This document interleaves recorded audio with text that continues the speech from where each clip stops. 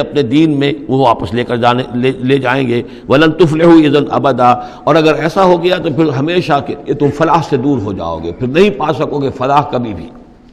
وَكَذَلِكَ أَعْثَرْنَا عَلَيْهِمْ، اس طرح ہم نے مطلع کر دیا ان لوگوں پر، یعنی اب وہاں کے لوگوں نے، شہر کے لوگوں کو مطلع ہو گئے کہ یہ لوگ، ظاہر بات ہے کہ بڑا ایک چرچا ہو گیا ہوگا یہ کون ہے.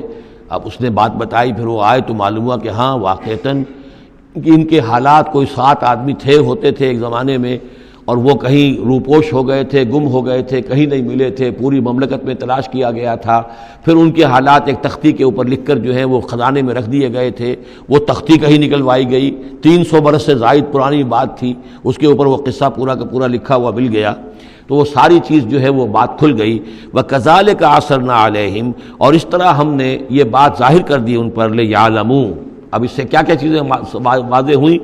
ان وعد اللہ حق وان الساعۃ لا ریب فیہا، اللہ کا وعدہ سچا ہے اور یہ کہ قیامت کے بارے میں کوئی شک نہیں ہو سکتا. آتیۃ لا ریب فیہا، وہ آ کر رہے گی. اس لیے کہ جب 300 برس تک ایک آدمی سویا رہ سکتا ہے اور پھر وہ اٹھ گیا تو کیا مشکل ہے اللہ کے لیے کہ وہ جو مر چکے ہوں ان کو دوبارہ زندہ کر دے. اذ یتنازعون بینہم امرہم، اب وہ ان کے بارے میں آپس میں جھگڑنے لگے کہ کیا کرنا چاہیے ان کا معاملہ. وہ تو جا کر اپنی غار کے اندر دوبارہ سو گئے اور اب اللہ نے ان کے اوپر موت جو ہے حقیقی موت وارد کر دی. اب کیا کرنا چاہیے؟ اذ یتنازعون بینہم امرہم، تو انہوں جب کہ وہ آپس میں جھگڑ رہے تھے، فقالوا ابنوا علیہم بنیانا، کچھ لوگوں نے کہا کہ یہاں پہ ایک یادگار تعمیر کر دی جائے، ایک عمارت تعمیر کی جائے. معلوم ہو کہ یہاں اتنا بڑا واقعہ ہوا ہے تو اس کے پاس ایک یادگار تعمیر ہو. ربہم عالم بہم، ان کا رب ان سے اب بہتر واقف ہے.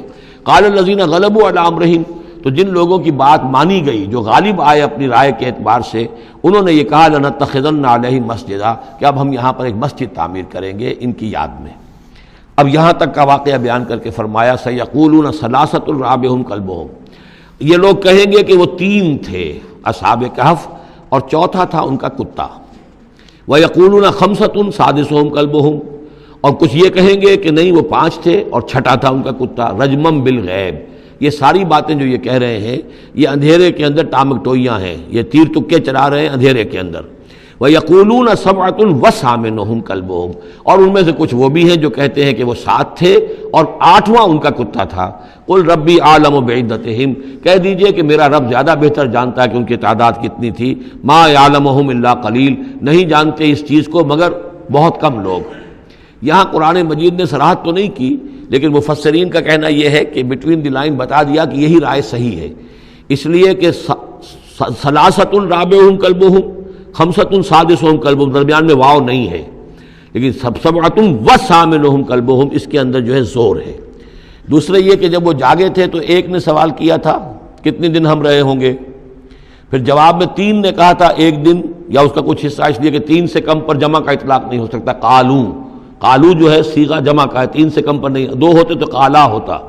اسی طریقے سے پھر جنہوں نے یہ کہا کہ چھوڑو اس مسئلے کو اور کسی کو بھیجو کھانا لانے کی، وہ بھی کم سے کم 3 تھے، اس لیے کہ وہ بھی قالو کے لفظ کے ساتھ ہے، تو 3 جمع 3 اور ایک پوچھنے والا، وہ 7 بن گئے.